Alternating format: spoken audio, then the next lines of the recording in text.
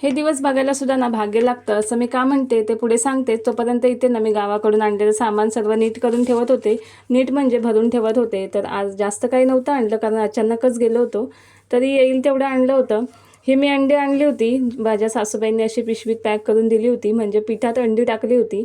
येईपर्यंत भीतीच वाटत होती. दरवेळी अशीच अंडी आणत असते मी. कोण कोण गावाकडून अंडी आणतात कमेंटमध्ये नक्की सांगा. नंतर आज हे जरा ना घरी लवकरच आले होते म्हणून त्यांच्यासाठी भजी बनवते. आता ते लवकर घरी म्हणजे हा दिवस सेलिब्रेट करावासा वाटतो कारण तो वर्षातून कधीतरीच येतो. आज जरा स्पेशलच होतं म्हणजे त्यांनी येताना पनीर आणलं होतं तर त्यांना बोलले आज पनीर चिली बनवू. आता चायनीजचे जे पदार्थ असतील ना तर मी त्यांनाच बनवायला सांगते कारण त्यांना ते खूपच छान जमतात. मग काय त्यांनी घेतलं बनवायला तर नवऱ्याच्या हातचं खायलासुद्धा ना नशीब लागतं कारण सर्वच घरी पुरुष कामं करत नाहीत. म्हणून मी स्वतःला भाग्यवान समजते. इथे बघा माझी पिल्लू ना पालक साफ करत होती. अर्धं तर त्यांनी बनवलं होतं. म्हटलं आता मी ट्राय करते. आता माझ्या कढईकडे लक्ष न देता फक्त चिल्लीकडे लक्ष द्या बरं का.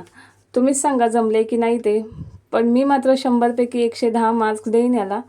कारण हॉटेलपेक्षा सुद्धा खूप भारी झाली होती. चला आम्ही खातो तोवर तुम्ही पटकन सबस्क्राईब करून घ्या. चला बाय.